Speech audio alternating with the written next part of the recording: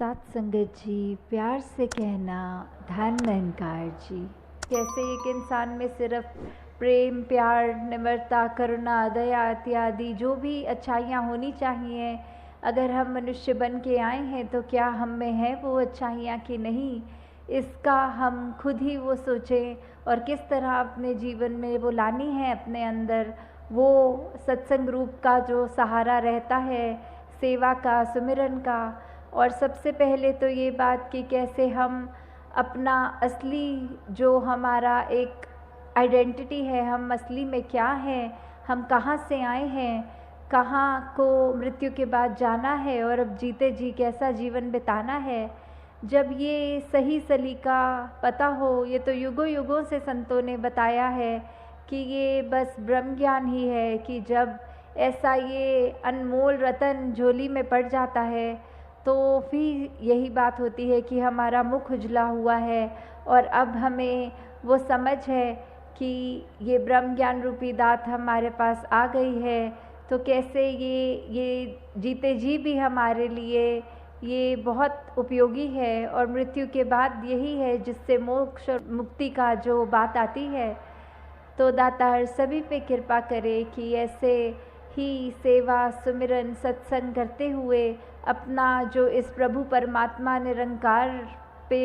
एतबार है, ये एहसास करते हुए जीवन जब बिताएंगे तो हम ऐसे कोई अपने आप को स्थिति में नहीं डालेंगे जिसको हम बाद में सोच के ये कहें कि हमने ऐसा उस पल में कर दिया तो ये हमारा ही नुकसान हुआ है।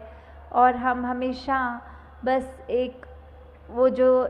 सही जीवन जीने का सलीका होता है उस तरह से जी सकते हैं। वहीं दूसरों के हित के लिए कि अगर हमें कोई दिख रहा है कि किसी की स्थिति उस रूप में है कि अगर किसी को किसी चीज़ की आवश्यकता है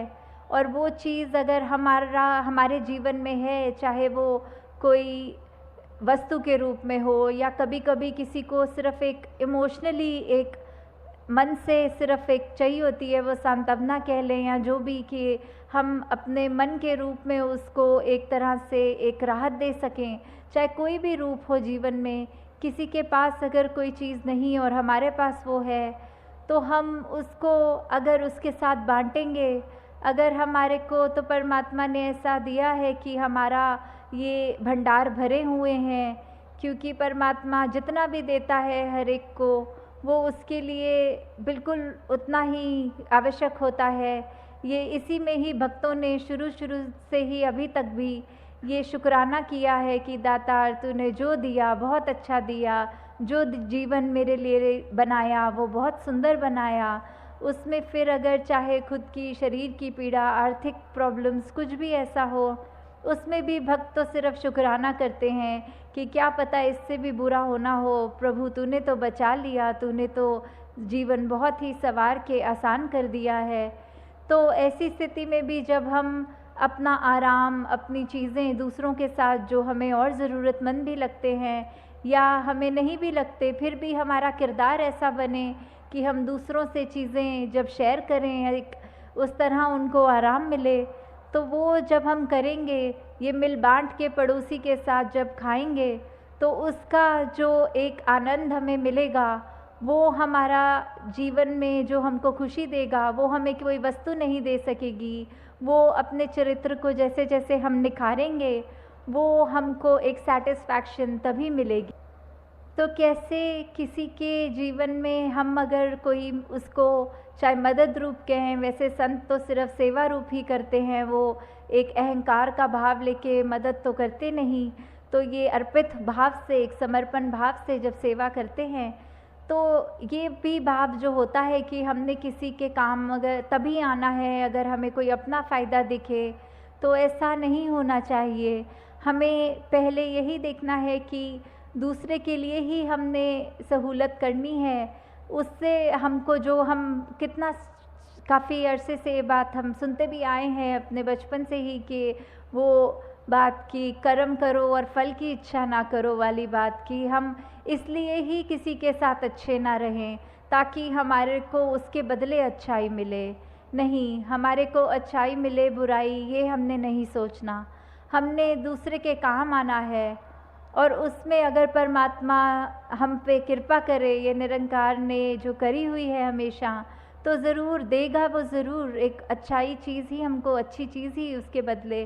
पर अगर बात वही हमारी इंटेंशन की है, कि हमारी सोच की है, अगर कोई अच्छा कार्य करने से पहले हम समर्पित नहीं हैं, हम यही सोचें कि ये करने से मुझे इसका दुगना फ़ायदा होगा, तो फिर वो कार्य करने का भी कोई पॉइंट नहीं होता कि हमने अपना काम हमारा सवरेगा जब दूसरे का भी हम अच्छाई ही उसको देंगे। पर ये बात हमने मन में नहीं आनी देनी कि हमारी अच्छाई हो, इसीलिए दूसरे का काम हम करें।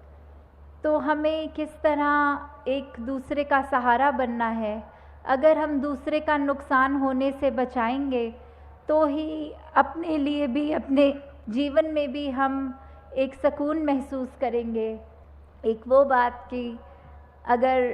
अपना हमें सब सुरक्षित रखना है, तो हमें दूसरे का भी नुकसान नहीं करना। कि नहीं तो अगर हम यही सोच रखेंगे कि हम दूसरे को तो ऐसे तंग कर देंगे, उसको तो परेशान कर देंगे, उससे हमारा क्या नुकसान हो रहा है। नहीं, अगर हमें अभी ये बात नहीं समझ में आ रही, तो परमात्मा थोड़े समय बाद ऐसा कोई स्थिति लाकर सामने खड़ा अवश्य करेगा, जिससे फिर हमें पछतावा होगा कि हमने वो दूसरे का नुकसान ही क्यों किया। तो यहाँ हमें अगर अपना घर सुरक्षित रखना है, तो हमें पड़ोसी का भी घर, हमारी ही जिम्मेवारी है वो। क्योंकि ये संसार एक वसुदेव कुटुंबकम की भावना, ये यूनिटी इन डाइवर्सिटी की बात, कि हर कोई अपना है। जब हर एक व्यक्ति में ही ये परमात्मा का अंश बसा है, तो हर कोई ही श्रेष्ठ है। फिर वो बात नहीं कि सिर्फ मैं ही श्रेष्ठ हूँ और दूसरा श्रेष्ठ नहीं है। चाहे वो किसी भी जाति का हो, किसी भी देश में रहता हो, कोई भी कल्चर हो, खान पान का तरीका, मेरे से दूसरे का स्वभाव चाहे कितना भी अलग हो, तो भी वो उतना ही श्रेष्ठ है, मेरे जितना ही वो। बल्कि हर एक को ये भाव रखने हैं कि दूसरे तो हमसे ज़्यादा श्रेष्ठ हैं, हमारे अंदर तो कोई लाकत नहीं, कोई ऐसे कर्म नहीं, और बाकी सब में इतने सुंदर कर्म, इतना सुंदर जीवन जीते हैं सब। तो दातार सभी पे कृपा करे कि हर एक का जीवन